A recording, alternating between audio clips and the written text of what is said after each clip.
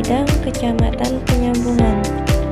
Di sini yang akan saya wawancarai yaitu guru dari SD tersebut mengenai RPP atau modul yang ada pada SD tersebut. Oke teman-teman, mari kita simak bersama-sama.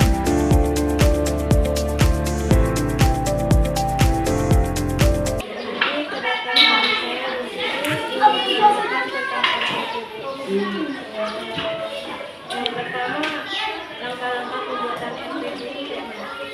Kalau jujur di sini kan ibu kan karena udah IT sekarang udah minibar sudah ada, jadi dari Google tapi searching langkah-langkah pembuatannya, tapi dibuat untuk pembuatan pribadi bagaimana, misalkan matematika untuk pembagian ibu buat misalnya nanti contoh permainan tapi masuk dalam kehidupan sehari-hari.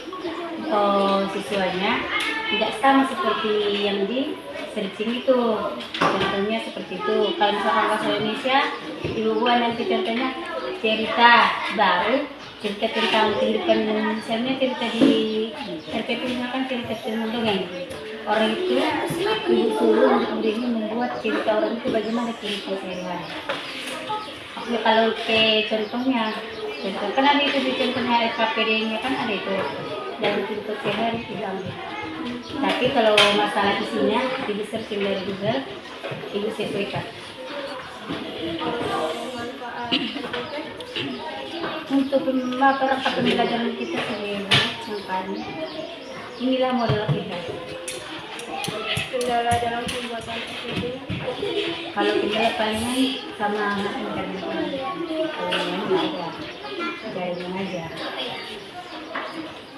Apakah RPP yang tidak disusun dapat diubah saat pelaksanaan ujian? Bisa jadi bisa kita ubah nggak sama seperti RPP, mendekati, bisa mendekati. Misalkan di sini nggak sama yang kita ajarkan, yang mendekati kan bisa. Tapi paham sesuai disesuaikan. Cara mengatur alokasi waktunya agar sesuai kebutuhan materi itu Contoh matematika kan ini 2 jam, contoh ya ini 2 jam ya, kurang lagi kan? Nanti hari jam terakhir itu ada pengayaan, ibu kembalikan lagi di jam terakhir, ibu ulangi kembali seperti itu. merancang bentuk penilaian agar bisa mengukur hasil belajar siswa. Kalau merancangnya, kalau setelah sehari orang itu ibu lihat nanti soalnya, ibu hitung berapa dalam 1 minggu dapat dia, ibu rancang, ibu kalikan. Ibu hari baru ibu kalau ke rapat dari situ nanti ibu tambahkan. Nanti ada siswanya naik turun. Dia dapat diperkalian ke pembagian dia tidak mampu, diperkalian tidak mampu. Karena nanti pembagian mampu, diperkalian tidak mampu. Ada dari apa juga segi sikap sopan santun orang itu ada, perhatian juga ditambahkan. Selanjutnya, bagaimana memastikan RPP yang dibuat benar-benar membantu proses pembelajaran berjalan lancar?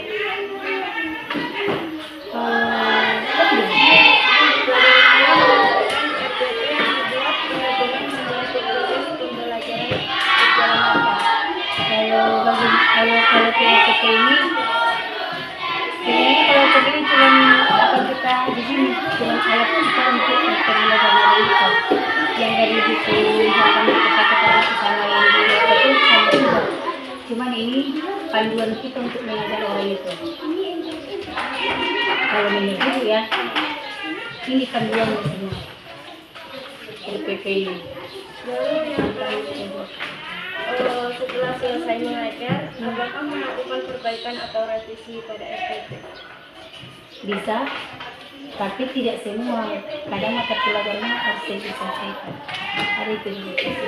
Perbaikan sedikit. Ya sedikit. Kadang PKPD-nya kan pas orang itu tidak mampu, ibu alihkan yang lain. Cuma kayak gitu aja.